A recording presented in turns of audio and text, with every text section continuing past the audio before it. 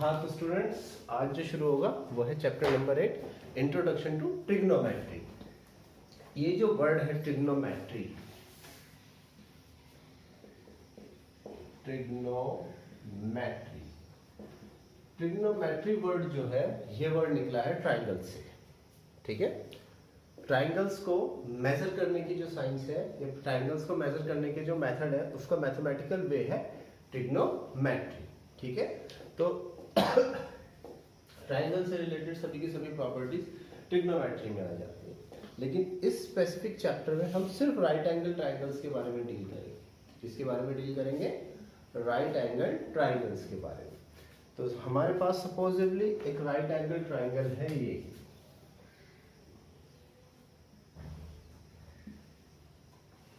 ठीक है, ये एक right angle triangle A B C. इसमें यहां वाला एंगल तो है 90 डिग्री और दो एक्यूट एंगल, ठीक है।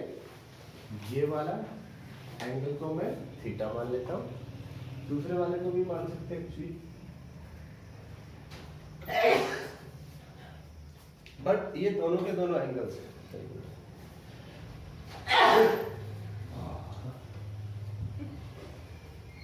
बट ये दोनों के दोनों एंगल्स कैसे एंगल्स होंगे? एक्यूट एंगल्स होंगे, ये बात फॉर श्योर है। अब इस ट्राइंगल के, इस राइट एंगल ट्राइंगल के, ये ऐसे भी बन सकता है या फिर ऐसे भी बन सकता है, कोई प्रॉब्लम नहीं।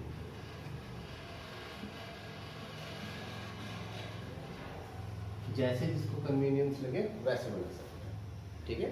ये भी सही है और ये भी सही है। अब इस राइट एंगल ट्राइंगल के साइड्स के रेशो को कुछ नाम दिया है। देखो, सबसे पहले इसके साइड्स को नाम देते हैं। अगर हम ये एंगल निकाल रहे हैं, जो भी एंगल निकाल रहे हैं, उसकी ऑपोजिट साइड को हम लेते हैं परपेंडिकुलर। जैसे ये एंगल मुझे दिया है तो इसकी ऑपोजिट साइड को क्या लेंगे? परपेंडिकुलर। और इस एंगल के साथ जो एडजेसेंट साइड है उसको क्या लेंगे? बेस। और हाइपोटेनस कौन सी साइड होती है?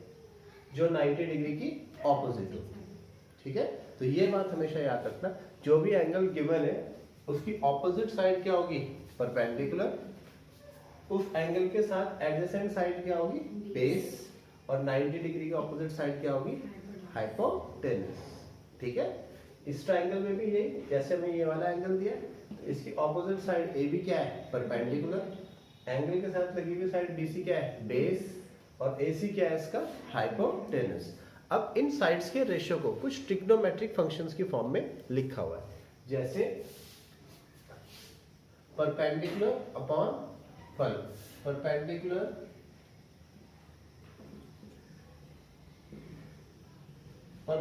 को ऑल्टीट्यूड भी कहते हैं, आपको पता है ना। Perpendicular upon hypotenuse, perpendicular upon hypotenuse.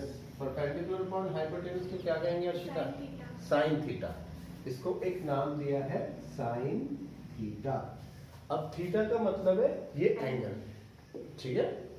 अब इसके बाद base upon hypotenuse. Base upon hypotenuse को हम कहते हैं कॉस थीटा। ये है हमारा बेस और ये है हाइपोटेनस, इसको क्या कहते हैं? Cos theta. ऐसे ही परपेंडिकुलर अपॉन बेस, नहीं, परपेंडिकुलर अपॉन हाइपोटेनस वाले शुरू। ये है परपेंडिकुलर अपॉन बेस, इसे हम क्या कहते हैं? tan थीटा, ठीक है। और इनके रेसिप्रोकल भी है, उल्टे भी है। उल्टे कैसे? हाँ, जैसे अगर मैं tan थीटा को उल्टा करना चाहूँ तो क्या होगा? Base upon perpendicular. tan theta का उल्टा बेस अपॉन क्या आएगा? परपेंडिकुलर। बेस अपॉन परपेंडिकुलर, ये होगा हमारा cot थीटा। ऐसे ही हाइपोटेनस अपॉन बेस, ये हो जाएगा हमारा sec थीटा। और hypotenuse upon perpendicular, hypotenuse upon perpendicular, इसका नाम है कोसेक, COSEC, कोसेक थीटा। इन फॉर्मूलाज पर बेस्ड आज क्वेश्चन करेंगे, ठीक है। अभी इन फॉर्मूलाज को copy.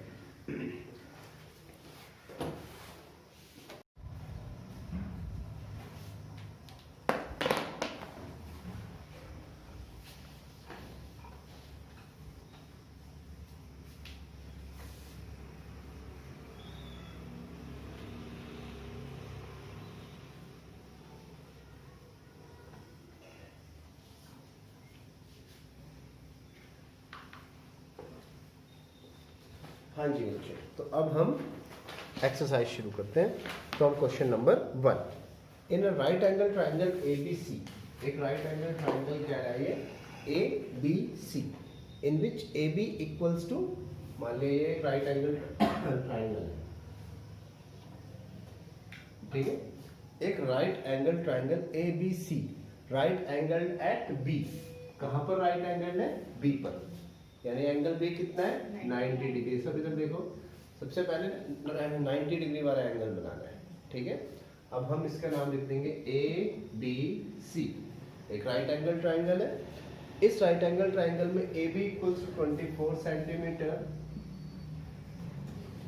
BC equals to 7 centimetre, और हमें क्या क्या डिटरमाइन करना है? पहली चीज sine A and cos A, ये दो चीजें निकालनी, साइन A और कॉस A। अगर अभी आप देखो साइन थीटा का जो फॉर्मूला था उसमें क्या था? परपेंडिकुलर था अपॉन हाइपोटेनस। इसका मतलब मुझे हाइपोटेनस चाहिए, और राइट एंगल ट्राइंगल में हाइपोटेनस कैसे निकाल सकते हैं? 90 डिग्री सर, नहीं फॉर्मूला लगाएंगे ना। कौन सा? पाइथागोरस थ्योरम लगाएंगे। तो by applying Pythagoras theorem in triangle ABC, triangle ABC में Pythagoras theorem अप्लाई करेंगे। तो 90 का ऑपोजिट क्या है? हाइपोटेनस। तो AC का स्क्वायर इक्वल्स टू AB का स्क्वायर प्लस BC का स्क्वायर, है ना। यही तो पाइथागोरस थ्योरम होती है। हाइपोटेनस का square equals to sum of the square of other two legs, ठीक है। तो AB square, AC square equals to AB square plus BC square, ये AC square equals to AB कितना है? 24 का स्क्वायर, BC 7 का square, AC square equals to 24 का square 576, ठीक है। 7 का स्क्वायर 49, AC square equals to 625, square हटेगा तो अंडर रूट आ जाएगा 25 सेंटीमीटर। तो हमारे पास हाइपोटेनस हो गई 25 सेंटीमीटर।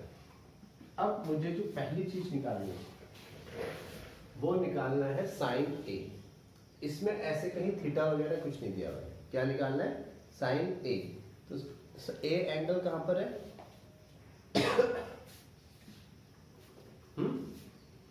इस एंगल की ऑपोजिट साइड क्या होगी? परपेंडिकुलर। और इस एंगल के साथ जो लगी हुई साइड है वो क्या होगी? बेस। अब सबसे पहले निकालना है मुझे साइन A। साइन A क्या होता है? Perpendicular upon hypotenuse. अपने फॉर्मूले में देख सकते हैं, साइन A क्या होगा? Perpendicular upon hypotenuse. तो यहाँ पर परपेंडिकुलर क्या है? BC अपॉन हाइपोटेनस क्या है? AC, यस ये। तो ये हुआ BC अपॉन CA। ये sine A equals to BC है 7, CA है 25, 7/25। क्लियर हो गया? अच्छा, अब second part cos A। Cos A क्या है? Base upon hypotenuse. तो यहाँ पर बेस कितना है और हाइपोटेनस कितनी है? पहले साइड्स को लिखो। बेस है हमारा AB, हाइपोटेनस है AC। तो cos A आ जाएगा हमारा, AB है 24 और हाइपोटेनस है 25। ये तो इसका फर्स्ट पार्ट था। अब इसी क्वेश्चन का सेकंड पार्ट देखिए। इस क्वेश्चन का सेकंड पार्ट हमें क्या फाइंड करने को कह रहा है, साइन सी एंड कॉस सी। सी वाला एंगल यहां पे देखिए। अब जब मैं सी फाइंड करूंगा तो सी का ऑपोजिट परपेंडिकुलर होगा। मेरी बात समझ में आ रही है? सबसे बड़ा कंफ्यूजन क्या होता है, बच्चे समझते हैं कि बेस तो ये जो नीचे वाली साइड है और परपेंडिकुलर वो जो ऊपर वाली साइड है। ऐसा नहीं है, बेस और परपेंडिकुलर तो अपनी पोजीशन बदल सकते हैं। समझ में आएगा? 90 वो जो भी एंगल निकालना होता है उसका ऑपोजिट साइड तो क्या होता है, परपेंडिकुलर। और जो एंगल निकालना है उसके साथ जो एडजेसेंट साइड है वो क्या बनती है, उसका बेस बनती है। समझ में आ गई? क्लियर होगी बात? क्लियर?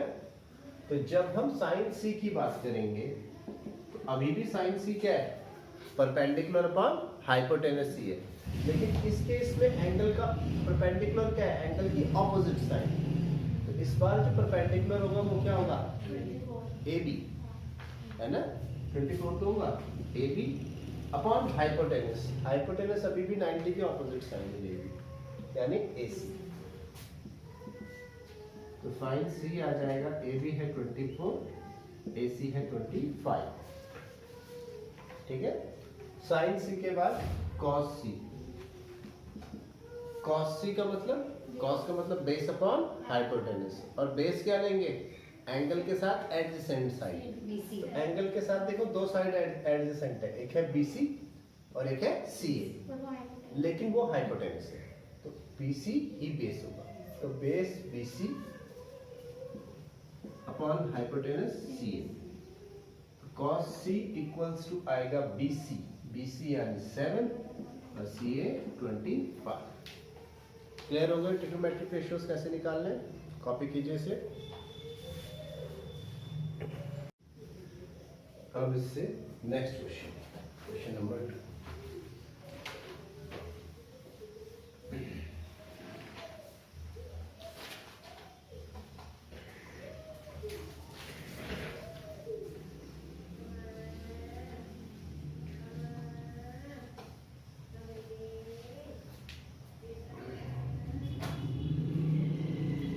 क्वेश्चन नंबर 2 में हमें एक फिगर दी हुई है और 8.13 के नाम से एक फिगर है।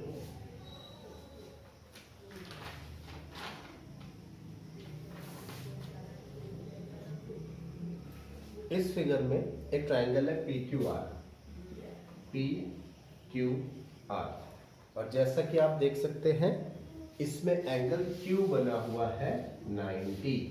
एंगल Q क्या है, 90, और दो एक्यूट एंगल, एंगल P और एंगल R। PQ है 12 सेंटीमीटर, PR है 13 सेंटीमीटर, QR का मुझे कोई पता नहीं। ठीक है? और हमें टू फाइंड क्या करना है, क्या फाइंड करना है हमें, tan P minus cot R।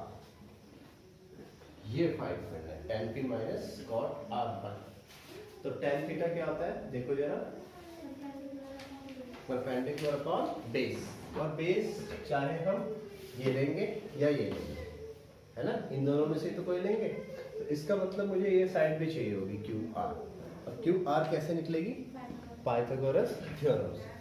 तो by apply Pythagoras theorem, we get Pythagoras theorem. जब हमने अप्लाई की तो हमारे पास आया PR² equals to PQ² plus QR²। मेरी बात समझ में आई? देखो PR कितना है, 13 का स्क्वायर, PQ कितना है, 12 का स्क्वायर प्लस QR²। अब एक चीज देखो, एक तो आप अपने ट्रेडिशनल मेथड से कर सकते हैं, जैसे 13 का स्क्वायर निकाला, 12 का स्क्वायर निकाला, सब्ट्रैक्ट किया। एक और मेथड है करने का, 12 के स्क्वायर को इधर ले जाओ। अब क्या कर सकते हैं भाई, आस्था, इसे ओपन कर दो अरे या फिर फिर तो अंडर रूट फिर तो वही वाली बात है। एक और चीज कर सकते हैं, यहाँ पर देखो आप A square minus B square है, ये कैसे ओपन होता है, A plus B A minus B. ऐसे करोगे तो a प्लस बी यानी 13 plus 12, a minus B 13 minus 12 equals to Q R square. 13 plus 12 25, 13 minus 12 1, 25 बन जा 25 equals to Q R square. ये Q R square equals to 25 और Q R कितना हो जाएगा अंडर रूट 25। क्यू आर हो गया हमारा 5 जो भी है सेंटीमीटर।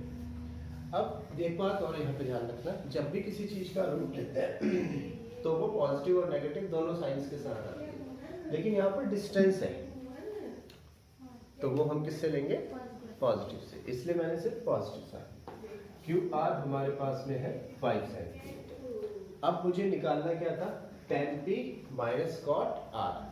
अब tan p जब निकालूंगा, tan p तो tan थीटा होता है perpendicular upon base. tan p के लिए भैया कौन सी साइड परपेंडिकुलर होगी, tan p का मतलब ये वाला एक्यूट एंगल है सर QR हाँ, tan p होता है परपेंडिकुलर अपॉन बेस।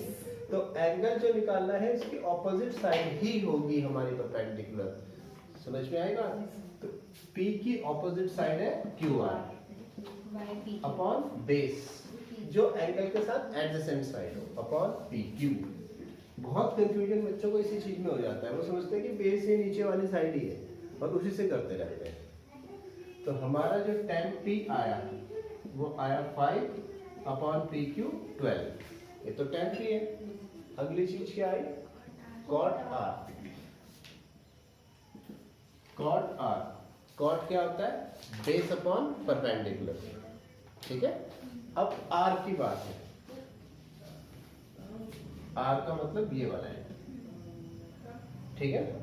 तो अब इसमें बेस क्या लेंगे, हाँ क्यू आर लेंगे बेस, क्योंकि बेस क्या होता है एडजेसेंट साइड, r ये एंगल है तो इसकी एडजेसेंट साइड ये है, ठीक है। तो क्यू आर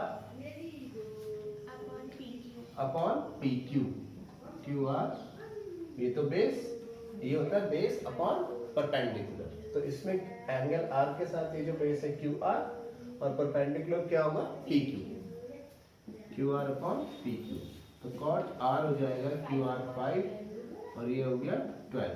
तो अब जो हमें फाइनल निकालना है, now tan p minus cot r। tan p का मतलब 5/12, cot r का मतलब भी 5/12। आंसर हमारा आ गया 0, ठीक है। कॉपी कीजिए जरा। नहीं वैसे तो मैं पानी पीता हूँ कभी कभी। गिलास ही है ना, वीडियो में ये वाला गिलास भी। लोहे के गिलास बहुत सारे हैं एक जैसे। अब देखिए इसके बाद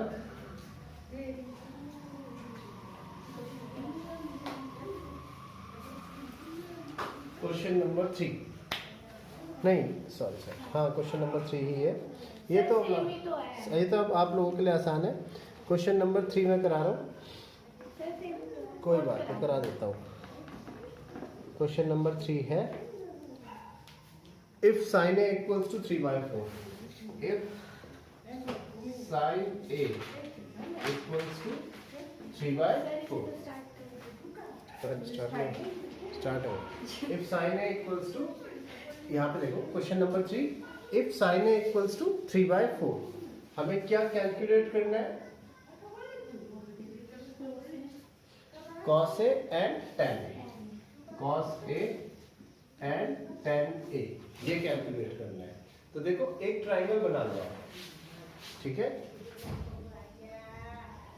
और इसमें अपनी मर्जी से ABC लिख दो, लेकिन एक चीज का ध्यान रखना कि A जो है या तो यहाँ पर आए या यहाँ पर, क्योंकि ये एंगल हमेशा एक्यूट एंगल होना चाहिए। तो इजी करने के लिए मैं A यहाँ पे डाल देता हूँ, ABC, ठीक है। अब साइन A इक्वल्स टू क्या है 3/4, वैसे साइन A क्या होता है हाइपोटेनस, तो परपेंडिकुलर अपॉन हाइपोटेनस। तो यहाँ के हिसाब से परपेंडिकुलर क्या है BC और हाइपोटेनस क्या है AC equals to 3/4. तो let BC equals to 3K and AC equals to 4K. K क्यों लिया? क्योंकि रेशियो है 3/4. हो सकता है यहाँ पर पहले क्या रहा, 6/8 रहा हो, या फिर 9/12 रहा हो, कुछ भी रहा, हमने कट करके उसको क्या लिख दिया 3/4. ये एक्चुअल साइड्स नहीं है, ये क्या है, रेशियो.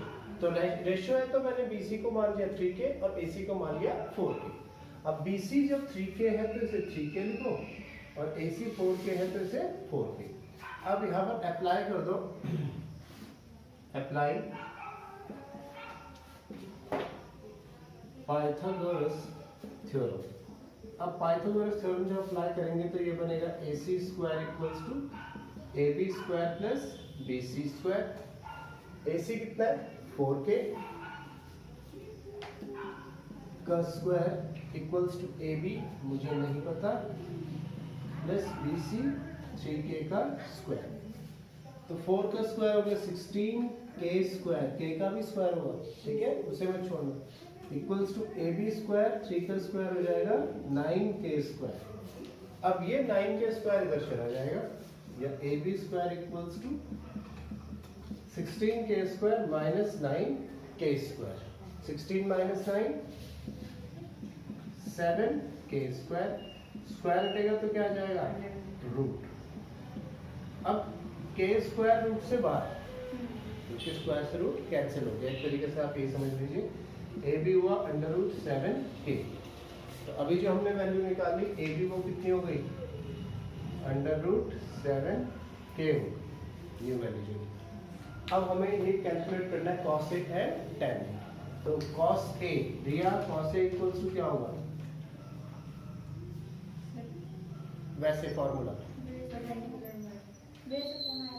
Base upon hypotenuse. तो बेस AB, हाइपोटेनस AC,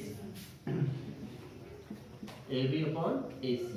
ये cos A equals to AB है अंडर रूट 7K, AC है 4K. cos A आया रूट 7/4. और क्या फाइंड करना था, tan A. tan A क्या होता है, परपेंडिकुलर अपॉन बेस. तो परपेंडिकुलर वही होता है, परपेंडिकुलर कितना है BC और बेस यहाँ पर कितना है BA. तो tan A आ जाएगा BC का मतलब 3K और BA का मतलब अंडर रूट 7. sin A और tan A. इसी तरह से आप सभी ट्रिग्नोमेट्रिक रेशियोज निकाल सकते हैं. यहाँ पर हमने 2 निकालने, आपको जितने चाहिए उतने निकाल सकते हैं.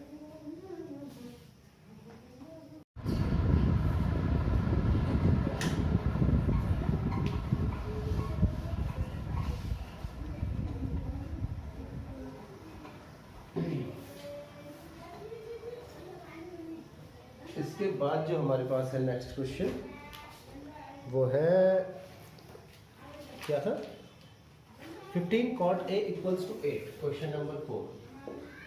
15 cot A इक्वल्स टू 8. यहाँ से हमारे पास आ जाएगा cot A इक्वल्स टू 8/50. अब हम इसका ट्राइंगल बनाएंगे. ट्राइंगल बनाने के बाद A को मैंने यहाँ पे लिख दिया, A. ये हुआ B, ये हुआ C. cot A, cot A क्या होता है, बेस अपॉन परपेंडिकुलर. तो ये हुआ बेस अपॉन परपेंडिकुलर. यहाँ पर मैंने ये लिख दिया इक्वल्स टू 8/50. बेस है AB, परपेंडिकुलर है BC. 8/15. तो AB क्या आ गया 8K और BC क्या आ गया 15K. तो ये 8K लिखिए, ये 15K लिखिए, हाइपोटेनस निकालिए और जो रेशो पूछे sin A और sec A उन्हें निकालिए. चलिए कीजिए. अब देखिए इससे next question which is question number 5. ये क्वेश्चन भी आपको खुद करना है, कुछ नहीं है इसमें. क्वेश्चन नंबर 5 हमें क्या कह रहा है, sec theta equals to 13/2. sec theta equals to क्या है 13/2. देखो इसमें आप कंफ्यूज मत होना कि A B C कहाँ लेना है. देखिए इसमें क्या दिया है यहाँ पर, इसकी जगह 13/12 सॉरी।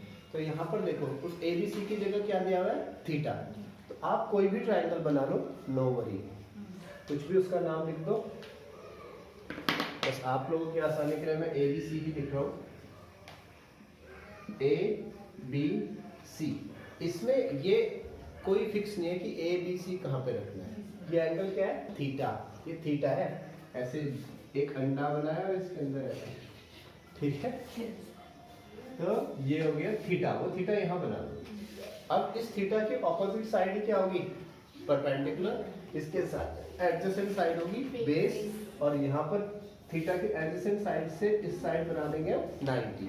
तो सेक थीटा क्या होता है हमारे पास, हाइपोटेनस अपॉन बेस। तो ये हुआ 13/12। यहाँ पर हाइपोटेनस हमने बना रखी है AC और बेस बना रखा है AB इक्वल्स टू 13/12। तो AC आया 13 के और AB आया 12 के। तो AC हमारा जो 13 के है वो आ जाएगा और AB आ जाएगा 12 के।